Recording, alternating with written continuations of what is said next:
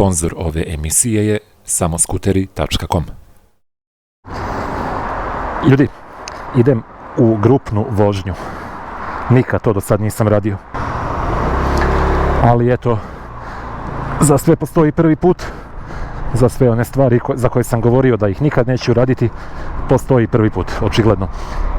Jovan iz udruženja Samoskuteri me je pozvao da se pridružim na jednoj grupnoj vožnji koju on inače tradicionalno organizuje. Ovaj put neće biti ništa predugo, idemo do Avale. Nalazimo se sa ekipom kod parkinga MZT na Novom Beogradu, na Bežanijskoj kosi. Poneo sam vodu, poneo sam neki keks, poneo sam pun rezervoar goriva. I to je to, idem polako do MZT, idem da se nađem sa Jovanom i sa ostatkom ekipe. Ima 20-ak prijavljenih ljudi koliko sam ja video na sajtu samoskuteri.com. Tako da ima i nekih narednih događaja, bacite pogled. Kome je to zanimljivo, ume tu da se nađe neka zanimljiva ekipa. I to je to, čujemo se pa se vidimo na parkingu kad se skupimo. 9:20 pa da, ja naravno dolazim po navici 10 minuta ranije. U 9:30 je okupljanje, u 10:15 je polazak, tako da ću da se načekam. A, nije, ima tu neka ekipa. Ćao. Jel se ovdje skupljamo za Avalu ili to je to? Ok. To je to.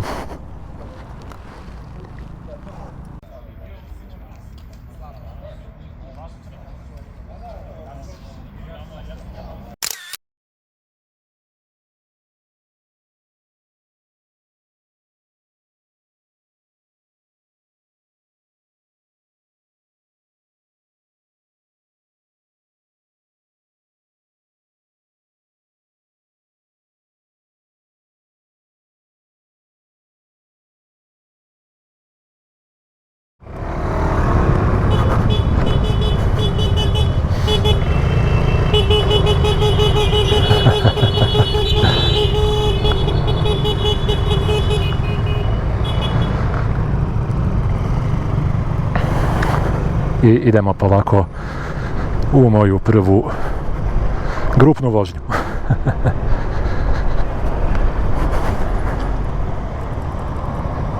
Zontes proklizava.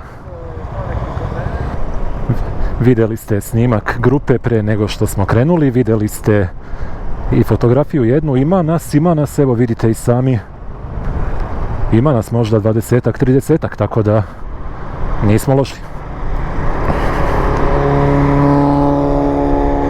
A druže, ova će tebi da ode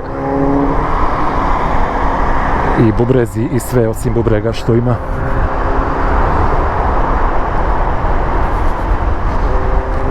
I krećemo polako autoputem. Dogovor je bio da vozimo nekih 50-60. Tako da meni je to malo sporo i mislim da ćemo imati malo možda i problema sa drugim vozačima koji će biti besni na nas, ali dobro, šta da se radi, vidjet ćemo. Da, inače kao što ste vidjeli na samom početku, trebalo je da krenemo, trebalo je da počnem da snimam i video sam da je GoPro zabagovao ponovo, da je napravio, samo sam video crni ekran na njemu i uopšte mi nije bilo jasno o čemu se radi, morao sam na brzinu da vadim bateriju kako bih ga isključio jer ne postoji drugi način da stavljam novu bateriju i strašno. Svakim danom sam sve bliži tome da pređem konačno na DJI i dobro, to ću i da uradim u jednom trenutku.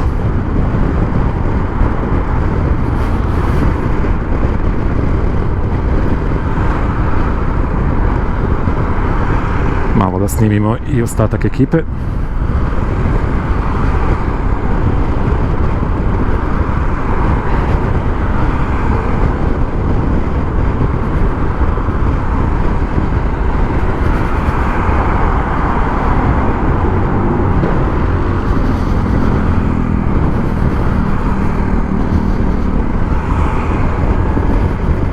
Dobro je, vidim da smo svi disciplinovani, vozimo u ovoj stekt formaciji cik-cak, jedan levo, jedan desno.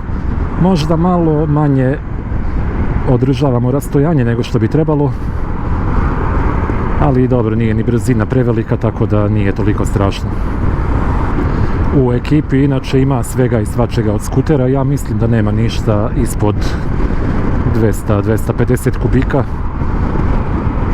Ima nekoliko Zontesa 368G, ima i nekoliko manuelaca, ima jedan GS 1200, ima jedan Joyride, to moramo da pomenemo.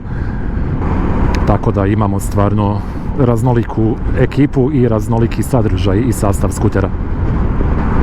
Ono što mi se također sviđa je da sam primetio da veliki broj ljudi, skoro svi, imaju zaštitnu opremu. Znači jakne, pantalone, cipele, rukavice, sve, komplet, sve kako treba. Ja baš i ne držim najbolje svoju poziciju, nekako šetam levo desno, to sam primetio. Ne namjerno, nego jednostavno me vuče nekako da vozim bliže sredini trake. Ne osjećam se dovoljno bezbedno ovoliko levo. Ono što me samo čudi, to mi je malo falilo, da na početku dogovorimo neka pravila, da se možda podsjetimo nekih signala rukama koji su bitni za grupnu vožnju. Sad nije kao da ćemo mi da vozimo ko zna koliko dugo i daleko, ali opet lepo je znati sve te stvari za svaki slučaj. Dobro, očekivano je da će automobili da preseku kolonu, ovdje se jednostavno spajamo u jednu traku i šta da se radi. Tako je kako je.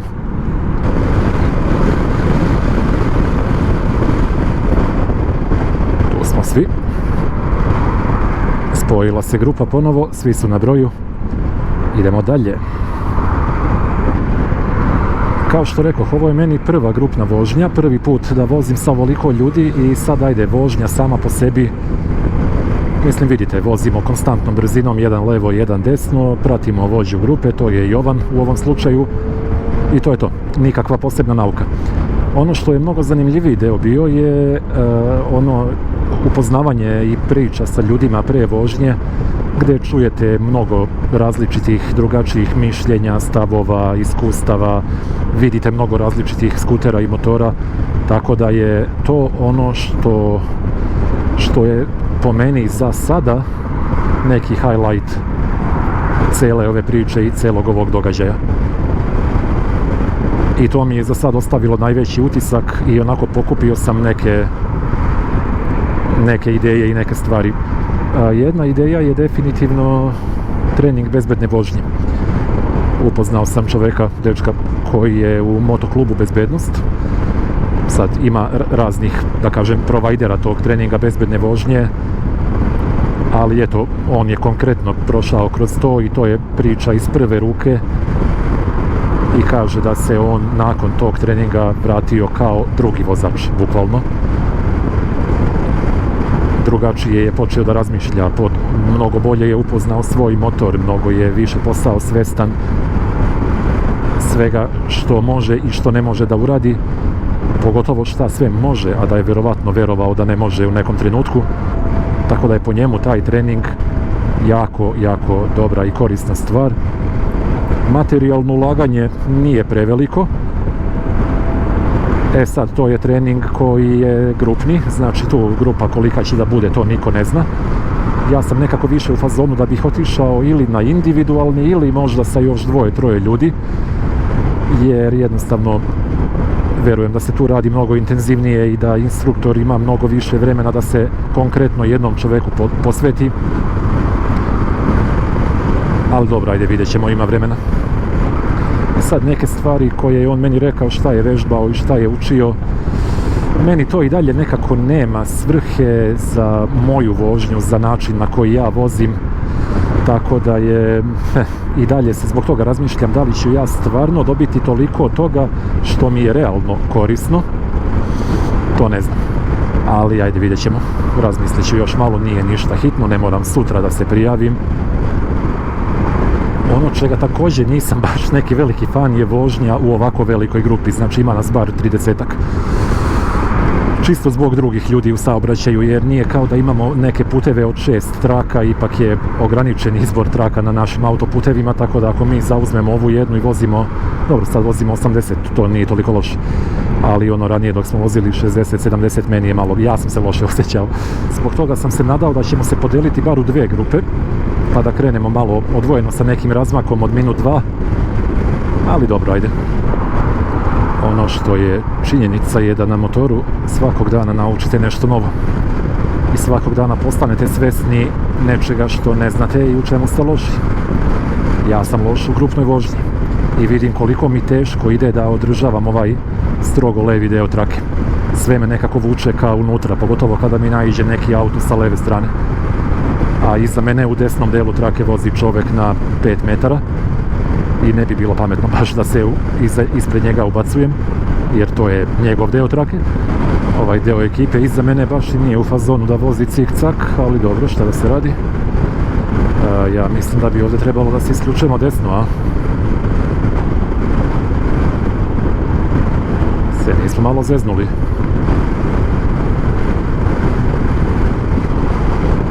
Sad bila je, lažem, na sajtu Samo skuteri je bila mapa, bila je ruta kuda ćemo da vozimo, tako da moguće samo da idemo malo nekim zaobilaznim putem, da nećemo da idemo ovom novom obilaznicom. Sad ćemo da vidimo, ne znam, u ovom trenutku znam isto koliko i vi. Da, inače današnji skuter, to vam nisam rekao, i dalje je Sim Joy Max Z300. Drugari iz Eurosumara su ponovo bili ljubazni da mi ga ustupe na par dana, jer moj novi skuter, stalni skuter da kažem, još uvijek nije stigao. Kažu da nikada do sad nisu imali ovoliko kašnjenje u isporuci i ovolike peripetije sa, ja ne znam ni šta tu sve treba da se radi, carinjenje, homologacija, pojma nemam kakva je procedura, ali kažu da ova tura u kojoj je moj skuter, da toliko kasni, da je naredna tura već stigla.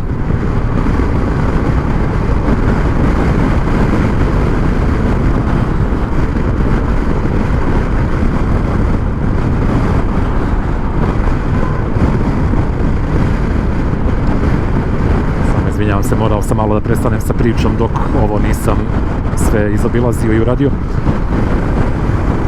Dakle, toliko je kašnjenje da se to nikad ranije nije dešavalo i jednostavno ne znam o čemu se radi, ali dobro, kažu da bi trebalo za oko 2 nedelje da stigne. Danas je 18. jul, pa se ja nadam negdje do početka avgusta da će da bude to i da ću opet konačno imati šta da vozim, jer više i meni bi postalo glupo da uzimam ove test modele. Niti imam više šta da snimim od tih recenzija, niti ću da kupim neki od njih, tako da ovo je čisto bila dobra volja ljudi iz Eurosumara što su me i ovoliko trpeli i davali mi ove test modele.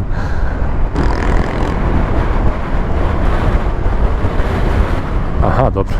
Ja sam bio ubeđen ako ono isključenje promašimo da više nemamo gdje da skrenemo, ali očigledno ima. Mislio sam da je sljedeća tačka naplatna rampa. Dobro, ne krećem se nešto mnogo po ovom delu Beograda, tako da šta ću, nije do mene. Sad smo se već malo raštrkali, neko vozi levom trakom, neko desnom. Neko je skrenuo iz nekog razloga. Ne znam šta se dešava.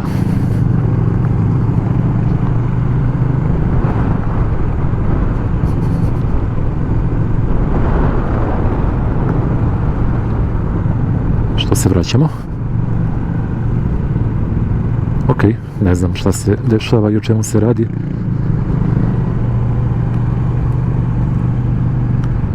Aha. Bilo je planirano da se ovdje prođe, dobro. Jovan je skrenuo prvi da bi snimao, verovatno. Evo ga i Siniša.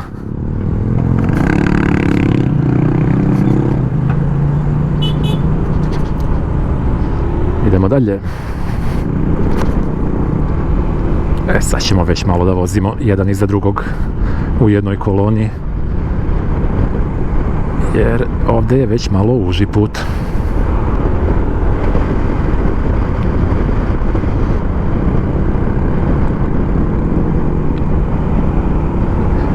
A ja sad ovaj put i ne znam, a telefon nisam namontirao, tako da navigaciju nemam. Jako mi je drago što nisam na čelu kolone.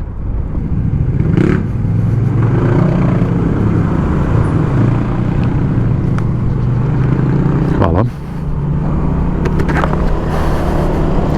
Sviđa mi se ovaj put, ovuda nikad nisam išao, a baš je dobar.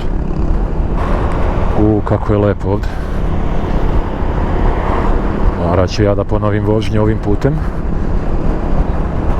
Baš mi se sviđa. Eto vidite, još jedna korist od ovih grupnih vožnji, otkrijete neke puteve kuda ranije niste vozili, pa čak i do Avale, eto, verovali ili ne, što kaže tu mi je pred kućom i vozio sam na Avalu 1000 puta, ali uvek istim putevima, nisam znao za ovaj, sjajno.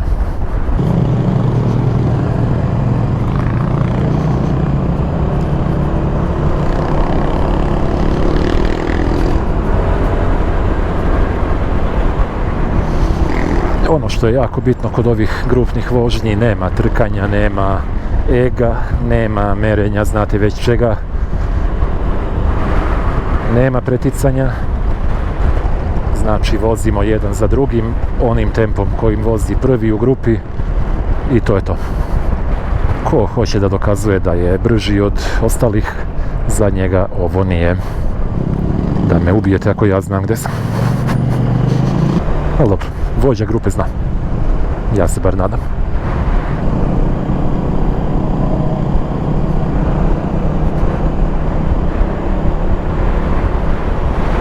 Ovdje je neka kasarna, neka vojska. Tu vjerovatno ne bi bilo pametno snimati. Hehe. Ništa. Nastavljamo dalje. Mnogo mi se sviđa ovaj deo puta. Svaka čast onome koji je odlučio da ovu da vozimo. Ne znam ko je vozač 3 mjesta ispred mene, ali sviđa mi se koliko rastojanje održava, odstojanje, od skutera ispred sebe. Tako bi vjerovatno trebalo svi da radimo, ali ajde. Očigledno dovoljno verujemo svojim refleksima i svojim kočnicama.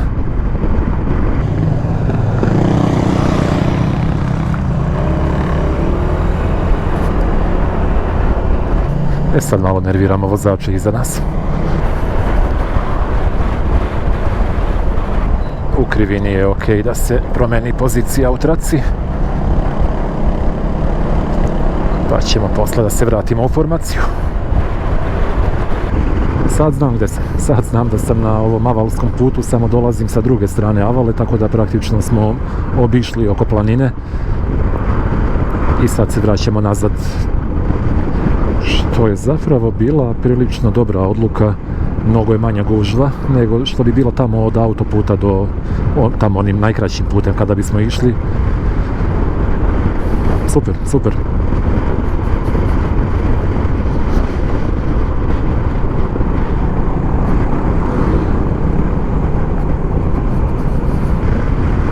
Lepa vožnja, održavamo lep tempo. Sviđa mi se. A i koliko mi deluje, ljudi znaju da voze, uglavnom su u pitanju iskusni vozači. Tako da možda i nije bilo mjesta za one moje strahove. Ko zna kako će ko da vozi, ko zna šta će ko da uradi. Zbog čega primarno i nisam bio nikada raspoložen za neke grupne vožnje. Ali dobro, ovo mi se sviđa. U ovakvom režimu bih mogao da vozim ponovo. Samo naravno treba naći slobodnog vremena.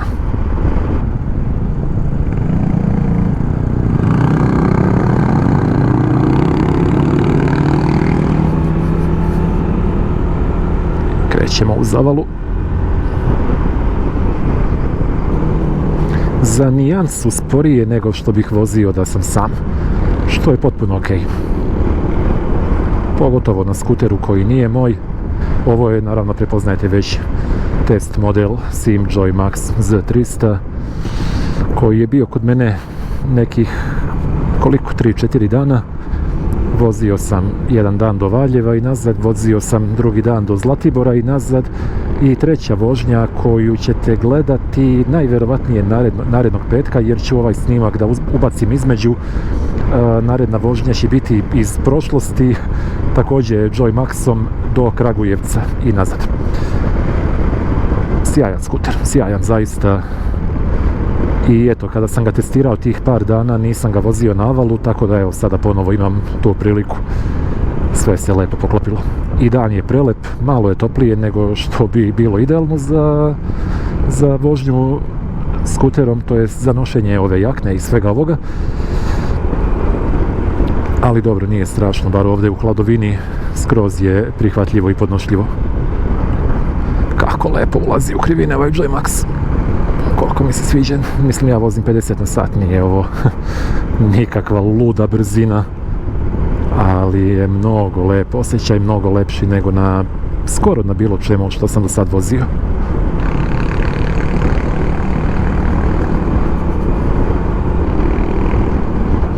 Stižemo polako i do vrha Avale i sad pretpostavljam da ćemo da idemo do Tornja, tamo do onog restorana.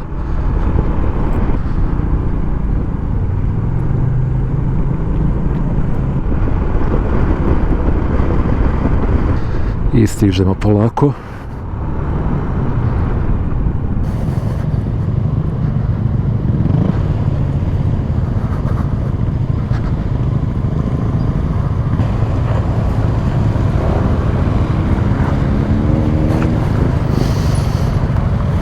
Znači ja malo još imamo da ga pomerim.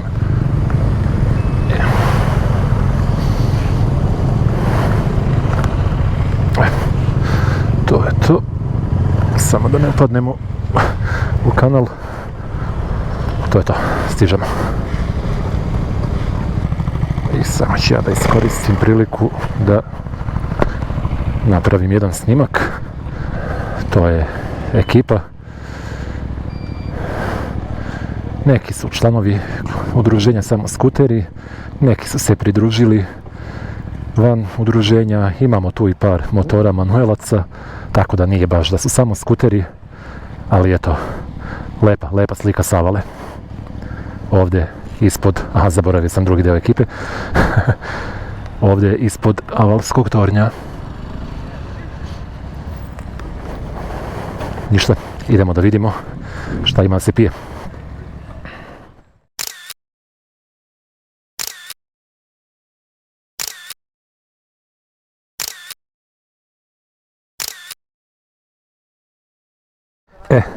To je to. Gotovo druženje na Avali, bar za mene gotovo, pošto obaveze zovu. Lepo je bilo, lepo smo se družili, ispričali. Evo vidite, tu je i dalje gomila skutera i motora. Ja se polako sad pakujem, oblačim i polazim kući. Ovo je bila jedinstvena prilika da se ja pojavim na ovako nekoj vožnji tokom vikenda, jer generalno znate već da nemam baš nešto mnogo vremena za to. Sad ću samo da napravim ovdje jedan krug po parkingu, čisto da vidite šta sve imamo u ekipi od motora. Da krenemo od GS-a polako. Evo, ima tu Zontes. Zontes se vozi kao da ga dele besplatno. Evo ga još jedan. Evo ga jedan Joyride. Opa, lepo. Još jedan Zontes. Evo ga GS 1200.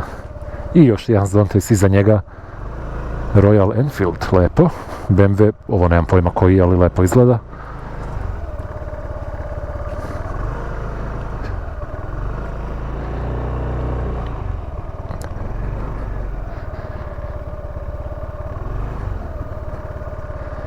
Malo se Honda izdvojila, Sim HD, njega sam gledao svojevremeno, bio mi je zanimljiv za neku eventualnu kupovinu.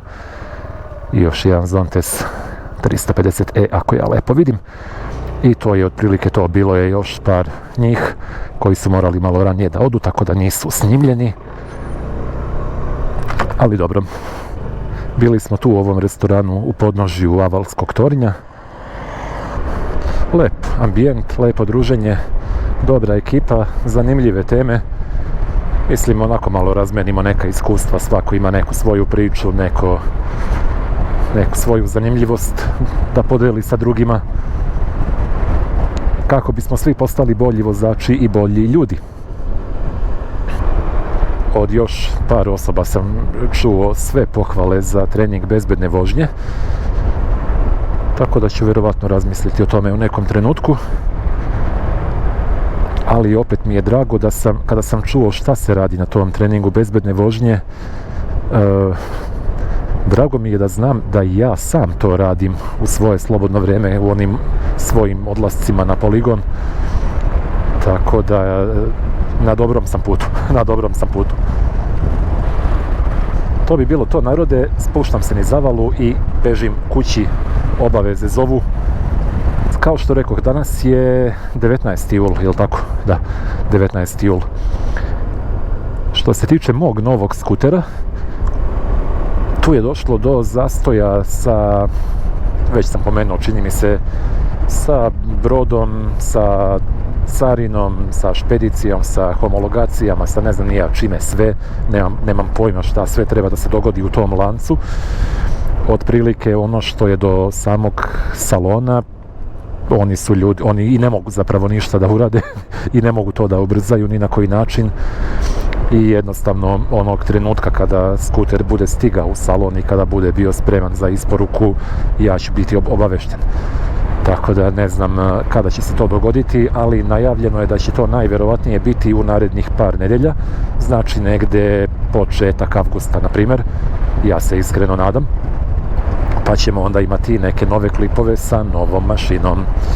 Do tad meni ostaje da malo vozim ove test modele koje uspijem da uhvatim, a gledat ćete uskoro i neke starije klipove koje sam ranije snimao pa su ostali neobjavljeni, jer jednostavno u tom trenutku sam imao nešto zanimljivije da objavim, pa je to ostalo tamo negdje da čeka u redu.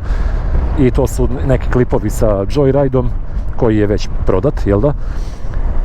Čak sam naišao i na par nekih klipova sa Mustangom, tako da, i to je od pre možda 2 godine, tako nešto. Pa možda, ne znam, napišite mi u komentaru da li bi vam bilo zanimljivo da okačim par tih starijih klipova sa Mustangom, znači više manje sa početka moje karijere na 2 točka. Eto, mogao bih to malo da ubacim, čisto da popunim programsku šemu, da održim ovaj tempo objavljivanja klipova svakog petka, dok ne bude, kao što rekoh, nekog novog materijala sa nekim novim skuterima ili sa mojim novim skuterom. I to je to. Vidimo se narednog petka. Najvjerovatnije će to biti klip iz vožnje do Kragujevca i nazad sa Simom Joymax Z300. Do tad, pozdravljam vas, čujemo se, vidimo se, ćao!